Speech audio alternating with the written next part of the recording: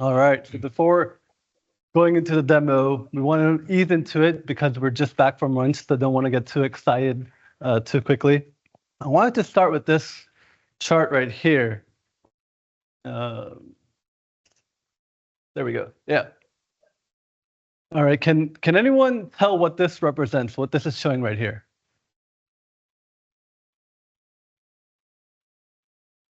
There we go. Yeah, that was right. Which stock? Yeah, exactly.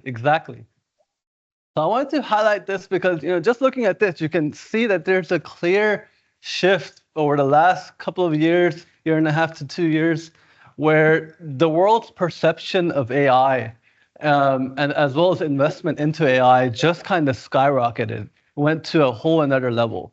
And what we can see, just around 2023, that's when these Chat GPT, it kind of sparked that, where now the world, collectively, us as individuals and businesses, they really start to look at analytics, AI, and all these things more seriously.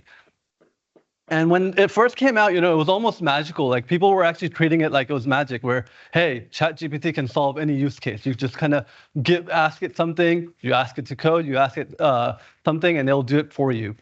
And there's a lot of good stories on that. It reminded me of this quote from Arthur C. Clarke: "Any sufficiently advanced technology is equivalent to magic," which is actually what a lot of people were kind of viewing it. Maybe too much on that side of, hey, this is magic. But really, the goal of technology for us is always to kind of do more of, solve more use cases, do things better, do things more quickly than we've done before. Really enhance productivity. And, on a personal level, when I look back a few years, maybe 5 years ago or so, over the course of a year, maybe I could take on 3 to 5 serious projects, right? POCs, those same difficulty projects now, I'm comfortably probably taking on 10 to 15, right? So the same type of project, same difficulty, now I can do almost 3 to 4 times what I could do 5 years ago. And a lot of that's because of the new capabilities, the new enhancements, things in the technology, in the AI, and the analytics world that's enabling that. So we wanted to kind of show how that works. We've worked on a few use cases. We wanted to actually demonstrate one of these use cases that we worked on with a customer. And it really highlights that productivity, that AI, the machine learning that's now allowing us to do things better and more quickly. And it's in the world of forecasting. It's on the state of charge of batteries. So we have a customer that has models for the state of charge of their battery systems, the system, as well as all these individual batteries. And what they're looking to do is basically they have models in production that every hour, it takes the previous 10 days of data and it forecasts the next hour. And they have these models already in production, right? So what their goal was, hey, these are our operational production models. Can SaaS run these, and can they improve on these with the same data? So nothing changes from a data processing perspective, nothing in the underlying trace of the data changes, but just same data going into the SaaS modeling. What are the results we're going to see? So the system was set up in this way, and their models were all open source. They're scikit models. And what they do is they were using scikit machine learning models. They use various different ones, then they use an ensemble approach to combine and use that for the forecasting of the day. They had 10 days of previous data, hourly data to forecast the previous day. And this happens every hour. So when you go on to the next hour, you do the training again, and then you forecast. And then the next hour, training again and forecast. So that's how, so everything has to work really well, because any sort of stoppages would kind of mess up your operations. So what we did is, the goal of the project basically was to kind of see, hey, can that code, the Python code, be picked up and dropped into SaaS and run as it is? They wanted to test that out, and they were able to do that. And the reason they wanted to do that was they wanted to have one central place to manage everything, SaaS models, open source models, and everything. So having that model ops strategy, everything kind of centralized all in one place was one of the things that they wanted to see. And that was the advantage of doing things, even open source stuff in SaaS. The second thing was the comparison of the Python with the SaaS machine learning. And then the third was, so Carlos, shout out to him. He actually, we talked to a customer and he was like, this is time series data. Why don't we also try time series models? We can do machine learning, but let's also try these algorithms from the time series world because it's short term, it might change and it might actually be better than machine learning. So we added that to see how that compares to the Python, to the SaaS machine learning models. And then the final thing, we actually gave them access to the platform for them to just go around, go into it and play around, make their own models, easy to use, and they went in and they started creating all these different models. Like within a couple of weeks, they were doing things with the automated modeling, and I saw like over 5 different projects that they worked on with their own data. So for them, it was very easy to use the platform, and we'll see some of that in a bit. All right, so Carlos, I'll hand it off to you to kind of share what we did with the modeling. Okay, so when the customer came to us, he basically asked to replicate the models they have.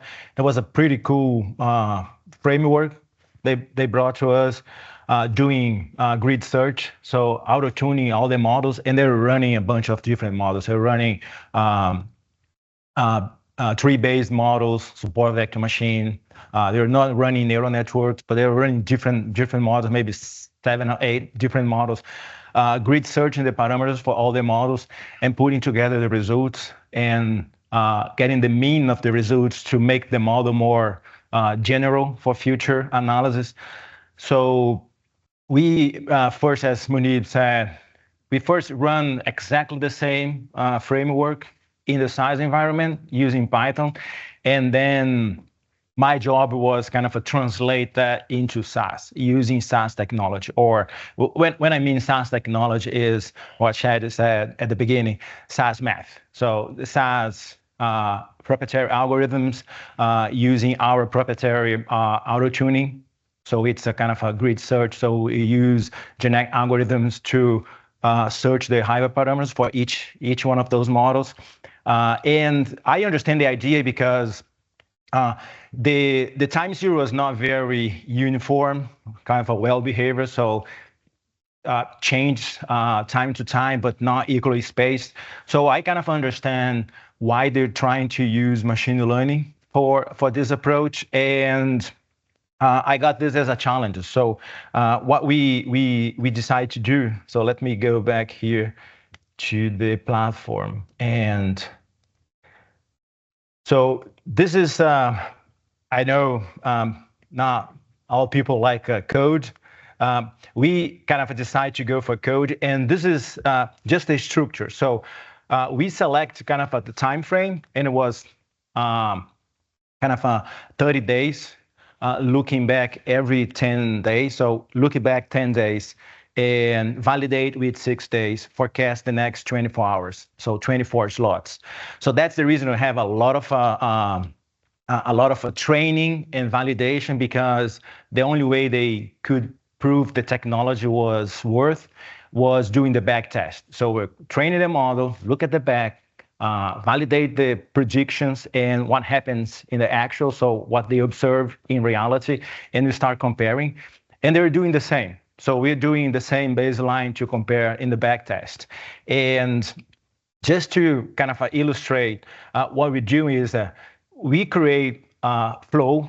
It's a way smaller and easier than what they create in terms of coding, because the type of the SaaS code or the SaaS language is structured. So we easily create a loop, and for every time frame, so what I'm gonna do is I'm gonna look at 10 days, split in 24 hours, so 24 data points.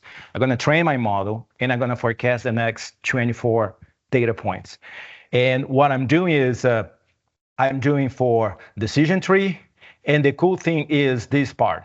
So because when I train traditional models, so I'm trying to do credit risk, churn, fraud detection. It's a very specific event in time. And what I do is I train my model. I adjust my parameters, like in a Formula One race car. I adjust my parameters in the model to catch that behavior because I have the behavior in the past very clearly. But in that case, every time I shift my loop 24 hours, the behavior changes.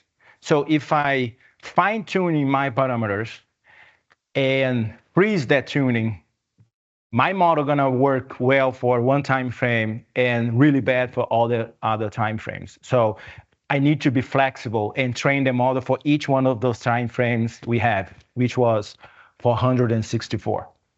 And so that is the reason that for each time frame, I'm allowing the model. So I'm running, so here you can see I'm running a genetic algorithm to search for those parameters based on the data I have. And I'm doing this the same for running a gradient boosting, running a forest, a random forest, running a light gradient boost, running a neural network. So this is all the parameters I'm searching. So I don't know how many hidden layers I'm going to use in a neural network, how many hidden units or neurons, what is going to be my learning rate, my regularization. I don't know. But the optimization algorithm is going to search for this, trying to minimize the object function and give you the best model possible. It's not guaranteed they're going to give you the best model ever. It's like we never going to guarantee a global optimum, but it can guarantee a local optimum that is, feasible and good for, to solve this problem. So we search in a bunch of different parameters. We're running a support vector machine, which takes a long time to run, and all this piece, it's for each one of those time frames. So I'm gonna run one here, and it's kind of just a one single shot, so you can see that I'm not lying. I know I'm Brazilian, so I tend to lie. My wife is not registered for this event. So I'm gonna run this. I'm gonna run the whole stuff, including the results. If it takes too much, I can do tap dance as well. Let me see. And so this is one single shot. So what I'm doing here is I'm looking for 10 days backwards, splitting this into 24 slots for each day, validating the models, which basically is the hyperparameters, because I'm trying to generalize for future data. So I'm validating for the next 6 days by 24, and I'm scoring the following 24 hours. So this is the process. So when you did this for the whole back test, the whole model takes like 6 hours to run. But then it's very similar. And at some point, we realized that our models were performing better. So I'm gonna show the results. And as the models were performing better and we had time, so we decided to, let's try out traditional time series, because I think they were worried that maybe the time series model, because it needs kind of a uniform distribution, Euclid space and all that stuff, they thought the time series model, the traditional time series model wouldn't capture the signal, all the signal we have in the state of charge. And we decided to give a shot, especially because at size we have some algorithms that can decompose the components of the time series. So the time series have the trends. So like Muneeb showed the stocks. Even if you never run a forecasting model, you look at the graph and you see, oh, there is a trend, it's going up. So we have other components that can be taken into account individually. For example, the cycles, if you have periods, if you have seasons, if you have unobserved components that like special events. And then we decide to give a shot for this. So we run all the models using 3 different algorithms. So ARIMA is the traditional one, exponential smoothing, and the observer component. The whole process, as I said, for the machine learning, it took about 6 hours. For the time series, it took 5 minutes to run the whole back test. And this is kind of the result. So for one single, I'm happy for you because you don't need to see me dancing. So this is the results. So we kind of auto-tuning 6 to 7 different models, and also the time series models. And the results I pointed out in the back. So let me kind of run this. Let me show and this is going to be fun. This is just for the time series. So you saw that how long it takes for one single shot for the time series for the machine learning. So this is going to be for the time series. Usually takes like 1-2 seconds. It's pretty fast, and yeah, it's done. It's already done. So it takes more time to aggregate the results and expose the results in the environment, in the editor, than actually run. And if I compare all the results, I have something here. So the results, when you look at this, it doesn't make much sense because they standardize the MAPE. So the mean absolute error that usually we see that, the model, it's making mistakes 10% of the time, or in 10% of the error in the range. They standardize based on the maximum state of charge. So the MAPE is a little bit different. So we decide to go for the MAPE, which is the mean error. So it really depends on the scale. And then we see that what they have, it's a 231 as an error. We got 199, 178, and 184 for the time series. So if I go back to the slides, it's going to be something more easy to see. So each process they have, because they kind of run simpler models, it's about 23 seconds for every hour. And when we run our AutoML, it takes 81 seconds. It's not a big deal. So we have it's kind of a minute and 20 every hour to run and score the next 24 data points. And in average, we got better 16%. But some of the models, especially the tree-based models, because they generalize better, it got almost 20% better. And this is huge. So for you guys, I think this is huge. And then we compare with the time series. The time series, again, 23 seconds against 2 seconds, you saw. So that was 24 estimations I just run. And on average, you get 20% better.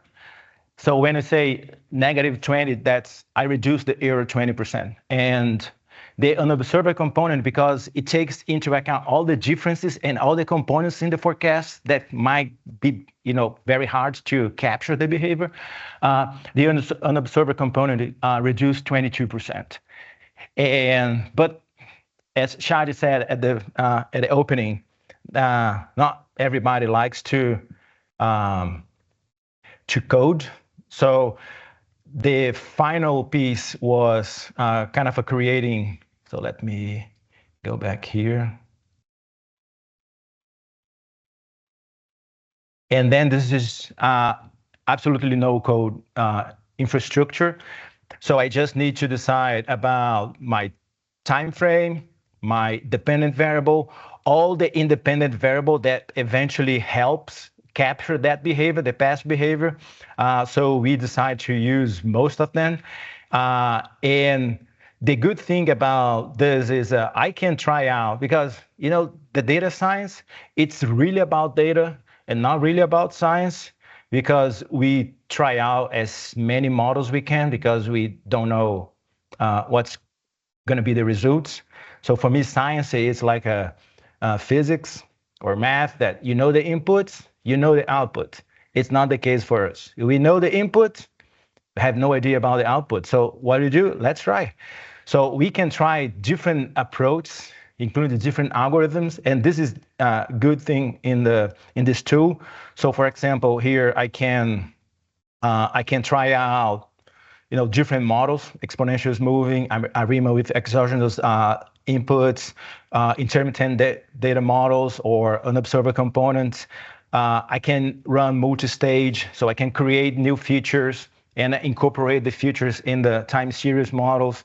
I have regression, I have stacked models like run neural network, create new features from the original data, incorporate the new features, and then run the estimations. And when you run this, so we got some kind of the results that it's amazing, but kind of a spoiler alert here is that the MAPE it's about 2%, so it's really good. But their MAPE is also good. So if I do not standardize, their MAPE is about 6%. Our MAPE using the code, it's about 4, sometimes 3.5%, and here is just 2%. The reason is every time I'm estimate the next 24 hours, I do this multiple times. So for every hour, I have 24 estimations because I run over 24 hours. And here, I'm estimating just the next 24, the next 24, and the next 24. So I have basically the best of the 24. So if you kind of simulate the same approach there in the code and here, I would say we can drop another 25% the error. And the reason is when I run the models, for example, you saw I'm run gradient boosting. It's gradient boosting for all time series. For example, if I have multiple batteries. If I'm running exponential smoothing, it's exponential smoothing for all batteries.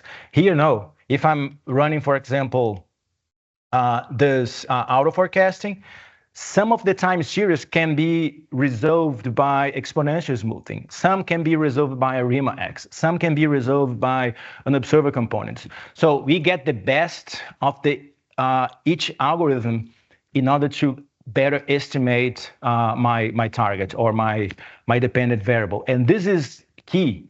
So when you do this in code, that's going to be a mess. So the code is going to be huge. But here in the tool, it allows me to do this. And it allows me to do a lot of different things, kind of fine-tuning each one of the time series.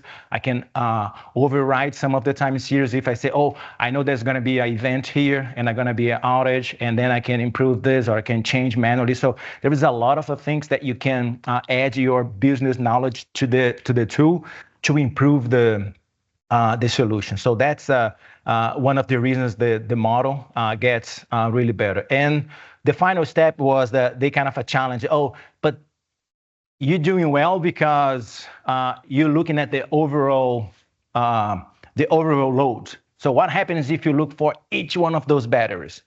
And they sent us 3 batteries to try out, and we thank them because the result was even better. So we kind of dropped some of the batteries from 12% to 36%. So this is huge. It really depends because every battery sometimes had an outage, have some different data distribution.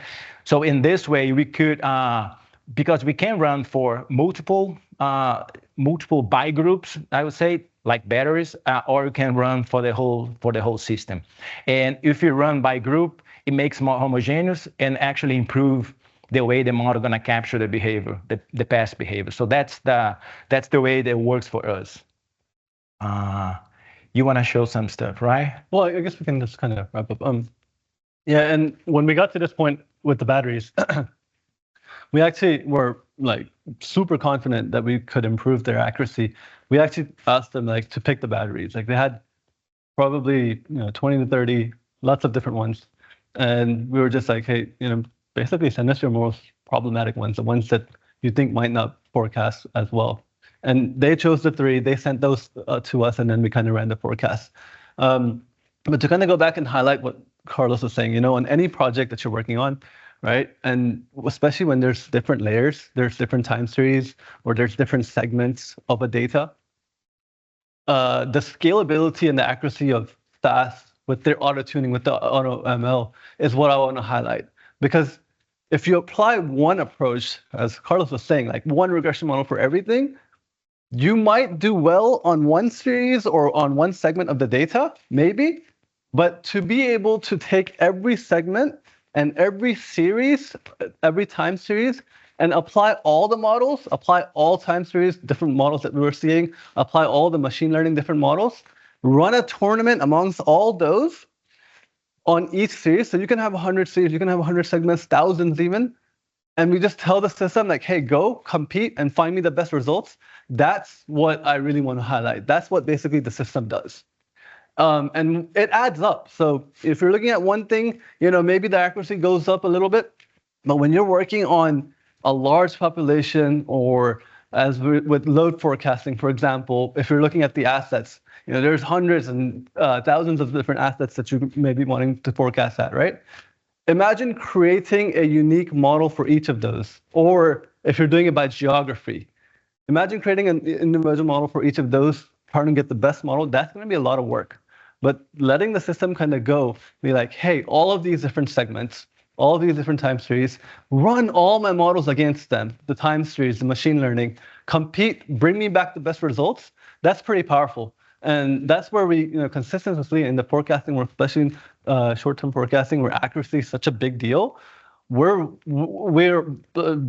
results aren't like a surprise. And we actually tell our customers, like, hey, if you have models and if you have the data, we don't even need to get into the data and try to create new features or any of that. Just send it to us as it is, and we're just going to run our automated models and let's see what that does. And we've been very successful in consistently seeing results similar to this.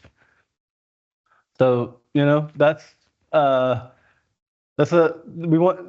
good use case, because nothing changed except for all we're doing is applying the SAS automation and seeing what it does. And we're seeing that this has really significantly improved accuracy.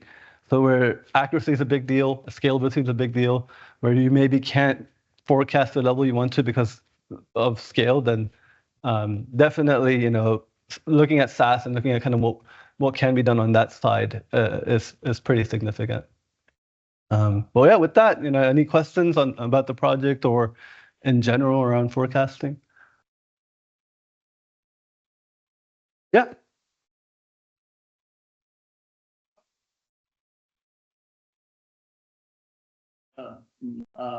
Thank you. You mentioned you had to train the data every 24 hours. I heard. I'm wondering why, because the battery, the parameters of the battery remain the same. The data might change. So why this frequent training, if I may use that word? Yeah, definitely. What they have is they have a dashboard showing the difference between the behavior over time, and they need to forecast every hour what's going to be the next 24 hours. So what happened is there was a whole process to back test and validate the process, but in production, what they have is that so like now it's 2 o'clock. So they take 10 days backwards, they train 10 days, and they validate with 6 days, and then they forecast the next 24 hours. And they do this every hour. So that's the reason that for every slot of hour, except the first 23, you have 24 predictions, because let's say 2 o'clock, I forecast 24.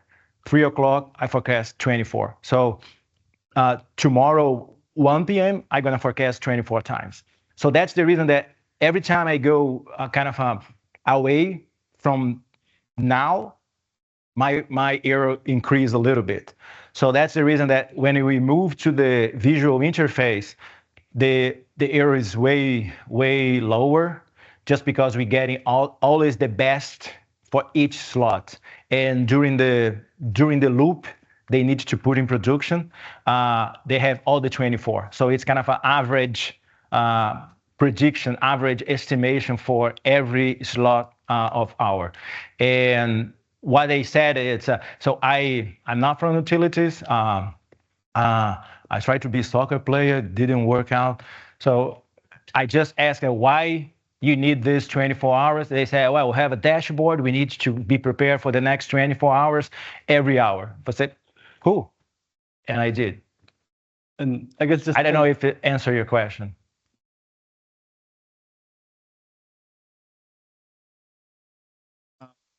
You had a requirement from the customer. I hear you. Yeah. But at the same time, the other aspect, which I've heard from such training is, if there's an anomaly in the data, right? This could really, because you don't have enough time to take a look at the data. That is at risk, right? Absolutely. What you're saying is based on the fact that the data stays more or less, this, I don't want to say the same, but it's like you got, good. I think that was they were trying to catch. So if something changed, I see. suddenly, the next model hour gonna catch that. I see. And that's the reason they were running kind of in every hour. I understand that every hour. I never understood the 10 days. Because 10 days you're gonna might miss some cycles and some periods and some seasonalities, but this is what their decision. But I totally understand the every hour because what we're trying to do is always this. So, for example, if I'm trying to catch, I work in Brazil and in telecommunications, so I spend most of my time trying to fight against fraud. We are very good on this, making fraud, not detecting fraud, and. They change the type of the fraudsters, they change the type of the fraud so quickly that sometimes you realize that something is going on. So you mentioned about anomaly detection. So we detect anomaly in the data. So this is strange. So why this kind of a cell phone making so many calls or receiving so many calls? So we analyze this. We train a model to capture that. When we put in production 2 months later, we didn't catch an alert just because sometimes the fraud says, I'm not making enough money with this. So let's move on because it's a business. So sometimes we kind of a debate about should I take, for example, 30 days as a historical data? Should I take 5 days? So again, it's data science, which means no science. So we're gonna try 30 days, we're gonna try 25 days, we're gonna try 20 days until we get, now I capture I can understand the behavior. So that's the reality. Thank you, sir. Okay. And kind of following the result, and we actually had a similar conversation with the customer on the different algorithms and different things. And one, as you kind of mentioned, that's kind of what the process was, right? I think in addition to that, they wanted to just always use the freshest data to be able to basically improve accuracy as well as maybe capture things that are looking a little bit different. And then after we kind of introduced the time series and the machine learning approach, what the thought was, okay, now that we have this in our arsenal, maybe the right way to do is actually do both. And then we can see if there are significant differences in the two. And then maybe in certain seasons, or for certain events, some models might be better. Machine learning might capture some of that better than the time series. So moving forward, the conversation was, hey, let's add and maybe make this approach to where we're running multiple models so that we can have more information and capture anomalies better, as well as accuracy-wise, apply what we need to, when we need to, on what data we need to. Question. So you're obviously using previous historical data as an input into your as an input to the forecasting. What else are you using? Are you using like meteorological data? Not in this case, but it could be added. So I have a kind of example in the hospitality, especially during the COVID, that there was a huge gap during 2021. We start using weather forecast into our estimators just to improve a little bit, because the model were really, really bad, because we go back against to how we define the historical data. So we define from the past 10 years in the resort, Bahamas, we can predict pretty well. But now I have this 2 years gap, so we have to change the approach.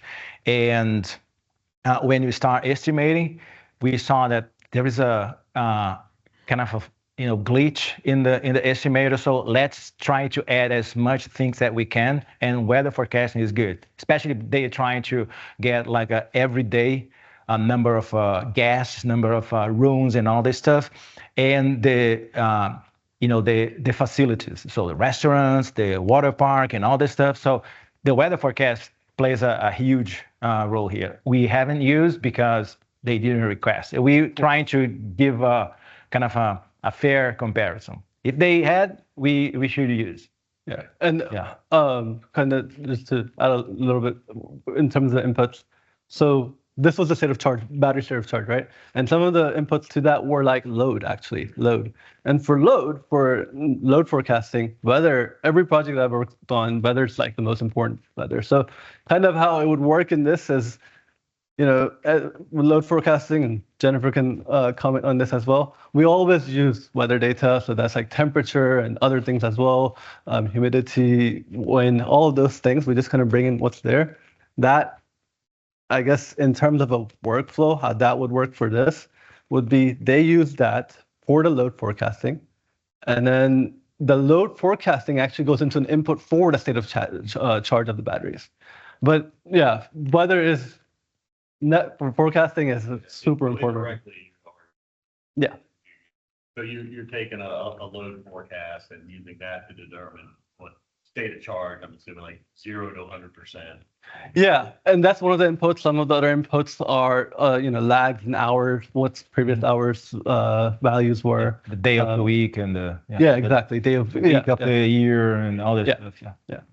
That's what I think we got maybe 50, 60 different independent variables that sometimes we call underlying factors that might help catch the behavior, might help.